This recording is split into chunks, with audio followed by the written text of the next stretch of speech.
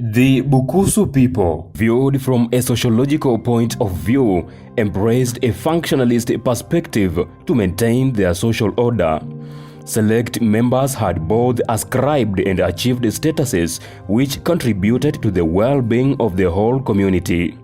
The statuses included blacksmithing and rainmaking, which have been incorporated into government today, albeit renamed. What defines the Bukusu or people of Masaba are the statuses or spiritual gifts known here as kimisambwa.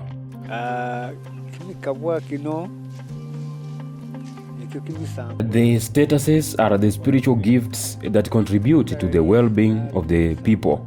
The name Masaba comes from the word kimisambwa, meaning one who reveres spiritual gifts and talents, the bearer of kimisambwa. You get the etymology now, eh? There are 7 major kimisambwa among the Bukusu. They include rainmakers, blacksmiths, prophets, soothsayers, diviners, circumcisers, and shepherds.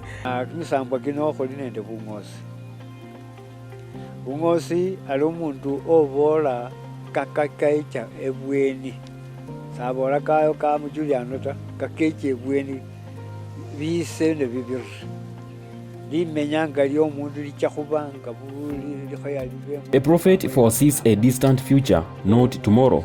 How events are set to unfold in a person's life, what he or she should do to evade danger or receive blessings. That is prophecy. A diviner is able to tell what is ailing a person or what misfortune has befallen him or her.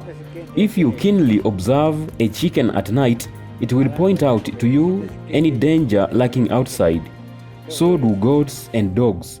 A goat responds to danger by stamping. A dog barks.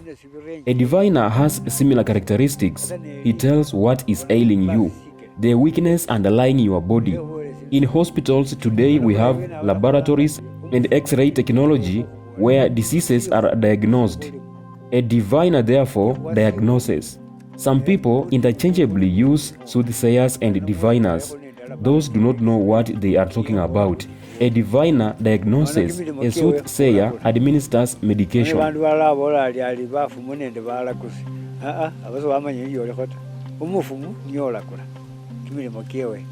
Omuliuli milimo kewe khuliula none yani nyorusya musiikhu yani mwene niyo musilikhi bulwane bukhulimo omufumu wamulakile ali malaria ilimo, typhoid ilimo, corona ilimo, muliuli naye aliula. They have their tools that help them perform their duties with accuracy. Some of the tools are animal fur, animal oil, plants, even the Bible, as we shall learn later. However, let us listen to grasp more education about spiritual gifts from Situma, a retired medical doctor. Now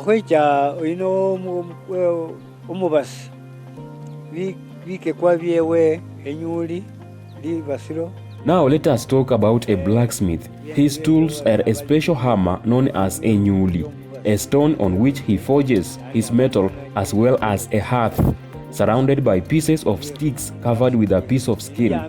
His workshop is known as lirumbi. He extracts his metal from an iron ore known locally as burare.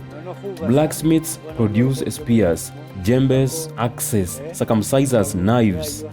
There is a circumciser. His tool is a knife and some dust. He doesn't need much. The dust serves as hospital forceps.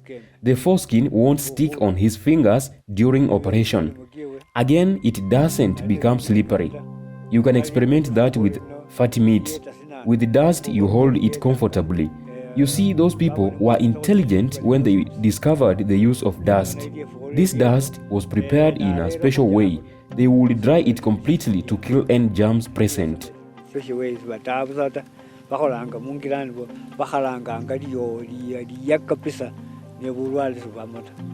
All these spiritual gifts are innate, originally found in specific clans. However, due to interclan marriages, they will cross to other clans and even tribes. Women, for instance, can possess circumcision spirit, but because they are not allowed to perform the duty, they are still able to pass the spirit down to their sons, who will become circumcisers, or daughters who will carry on the spirits and pass them down to the next generation. Another spiritual gift is shepherding. Shepherds are of two types. One who counsels people after the death of an old man during a ritual known as Hose Nakumuse, and one with a gift to lead. The former tells ancient stories with an aim of condoling with the bereaved. That is what he does. He tells tales of how people lived in the past, how misery started befalling the community, and advises the living on how they should forge ahead. He is called the comforter. The former is tasked with tending to people. Tending to people dictates that he be gentle, not iron-fisted. You be an advisor, loving and pragmatic, one who is able to generate wealth. There is a saying that a king's basket is placed on the hilltop. It is not just leading. He must be sociable, and he is defined by the abundance of foodstuffs harvested. Leadership is wealth. What did Mwangale say? He said that leadership bears wealth. That is it. In fact, Wamalwa Kijana was to be made president, but when he was gauged in terms of wealth, he was way below Kibaki. The reason why wealth matters is because a leader can find himself in a mess. How will you pay a fine? That is the logic behind. Suppose your subjects have paid you a visit like you just came, and no table is set before you. People will say, you visited a king and returned hungry. There is a rainmaker. But before discussing about him, let us talk about his regalia. He wears a garment extracted from the bark of a tree known as kumuruba, or sometimes from an antelope skin, prepared similar to this one. It can also be from a cow's hide, but the seniormost garment is made from a colobus monkey. This is given to a senior elder whose grandson has already faced a knife. People should not make light of it. Remember when we were discussing matters circumcision. Let us say you marry at 30 as a man and circumcise your son at the age of 18. How old will you be?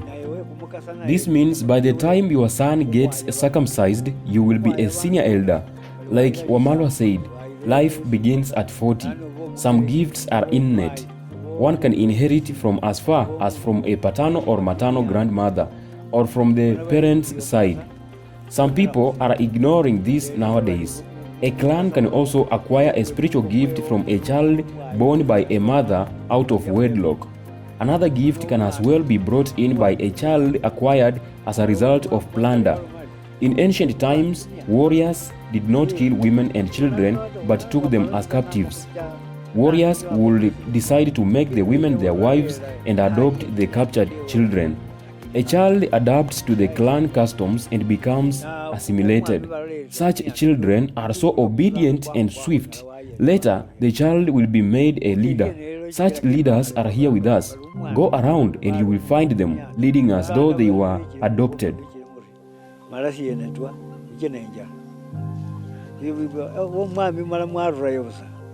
There is a certain criterion followed when making one a leader, or when graduating from one leadership stratum to another. Seniority level is differentiated by the type of garment worn.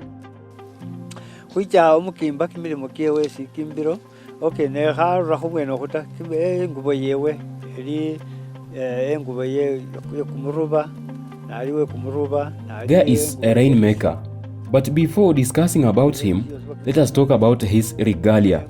He wears a garment extracted from the bark of a tree known as kumuruba, or sometimes from an antelope skin, prepared similar to this one.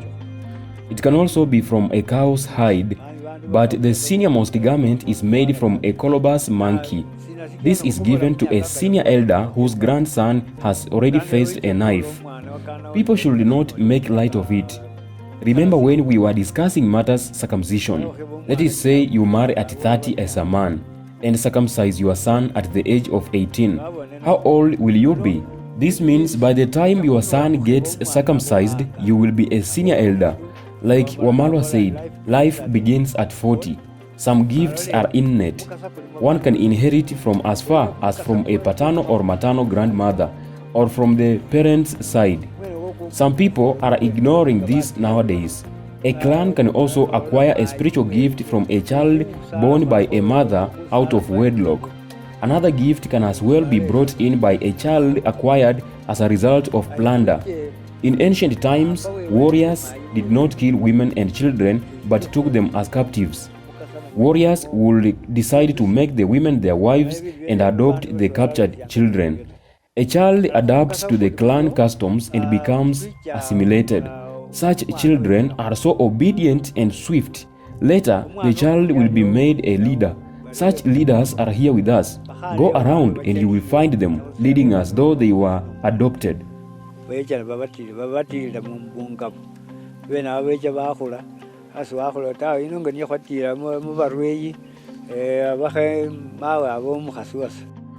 A leader among the Bukusu has walking sticks with him. They are made from different trees, each staff used on different occasions. Omundu waya bandu omundu khoyabe ne kimyandu khoyaba omundu mukeleki omundu olina maono. A leader is one who tends to people, counsels them. He should be wealthy and above all visionary. He has a number of staffs. In his house you will find a staff called endare. This one is for security. Kumuilima guards a homestead. It is not ideal for tending to livestock. A man supports himself with his staff while surveying his homestead, then returns it into the house. He cannot engage in a quarrel while holding it. A sitati can be used to guide livestock, attend sittings. A rendie barely gets out of a house. A leader carries this when going to quell violence. Misery will befall any warring party that does not give in. The rendie, let me eat. The staff is not for war, but if one persists, he or she will be pointed at with the staff. A man named Kitinye, a Sabaot, fell victim to this when he died in an accident. You will one day hear his story, a story about a conflict between the Bukusu and the Sabaot in Cheptais. The Bukusu said, "This is our homeland." Kitinye insisted that it was theirs. When he persisted, the Bukusu made a huge spear called Liswakili. Warring parties swear by it. Then it is kept somewhere. Whoever swears falsely will not reach home alive. Okay, a Bukusu leader had various spears like Wamachari, Lielusala, Lisaha, Liswakili. When you see a king going out with the latter, it means people have bitterly fallen out and he is going to settle the disagreement. He will not use it to fight, but he persuades people to end the disagreement.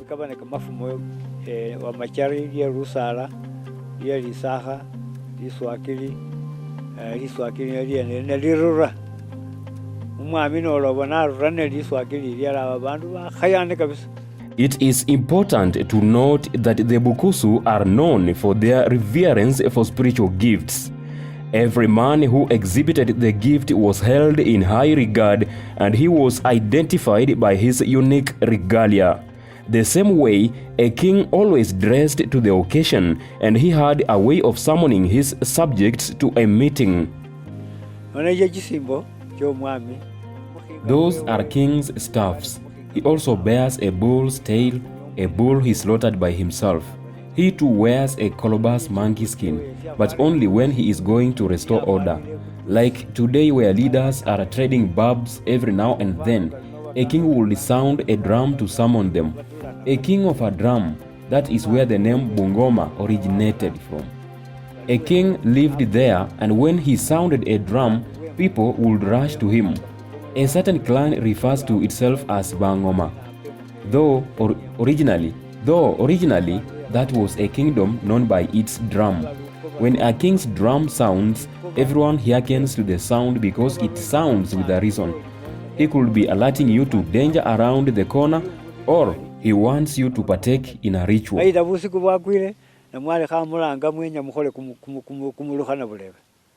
A king always dresses to the occasion. The way in which he dresses on a peace restoration mission is different from the way he will dress when attending a wedding. Some clans among the Bukusu produce magicians. For instance, a man named Wachie from the Bakwangwa clan was known for his magical antics. He once, it is stated, whistled to a stew set before him and it turned into a dog. Wachie was in the end poisoned by his own brother Njabeha. Their father was called Luasaka. A magician was poisoned. That sounds magical itself. Magic performing too is an ascribed status and it was used for the good of the community, although unscrupulous magicians could use the powers for personal gains. Genies are useful and dangerous too to a community, as we have seen. These creatures, however, were imported by a certain clan and incorporated into the Bukusu community, and to date they are still in use. Genies originated from Ebuholi, brought here by Omulisa, who passed them over to Omutecho. It happened that a man was in courtship with a girl, and even went ahead to pay dowry. However, the girl's parents from Balisa clan later double-crossed the groom. The groom was so irritated that he resorted to the use of genies to demand for the refund of bride price. The genies went to the bride's place and caused mayhem. Imagine a person of your size finding himself underneath a granary. People will wonder how you got there. They carried another child. The genies carried another child to a deep river point. People told the father, "You are paying through the nose." Eventually, when he paid up, the children were inexplicably carried back home. Order was restored eventually. But in the process, the Batecho also adopted genies. So you can see they can be put into good or malicious use. Those are genies, and I wanted to distinguish them from magic. But as you can see, genies are also magical. I also wanted to note the difference between genies and toothless predators. The latter is a predator animal like a leopard that has grown old and lost all teeth. It pounces and eats mostly softer parts of its prey as it has no teeth.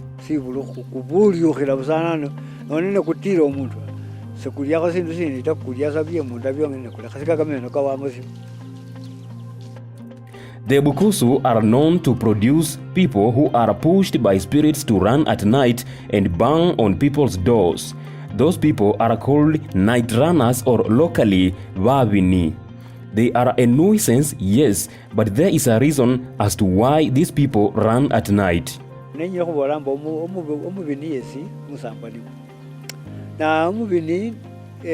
wanted to make it clear that night running is a spiritual gift too. If a person is seized by this spirit, he will run and bang his brother's door, and after returning to his house, he will be able to make his wife pregnant. This means if he can't give in to the spirit's demand, he will not be able to sire children. Analyze the lives of night runners. You will discover that they give birth to children day in, day out. They have a lot of children. That is it. There are diversities of spiritual gifts. In fact, I don't know how we are connected with Corinthians. In the book of 1 Corinthians chapter 12, Paul informs the Corinthians that there are diversities of spiritual gifts. We too have the gifts just like Corinthians. Different clans are endowed with different gifts. Basi Lipwa and Kikai are endowed with leadership. However, soothsaying, blacksmithing, and rainmaking gifts are prominent among Bamalaba, Baneala, and Banabai clans. The gifts have also crisscrossed due to intermarriages. In the book of 1 Corinthians chapter 12 verse 7, the Bible says, "Now to each one the manifestation of the Spirit is given for the common good." That is where this story is anchored, and in the next production, we shall talk to the 7 different persons endowed with any of the 7 spiritual gifts.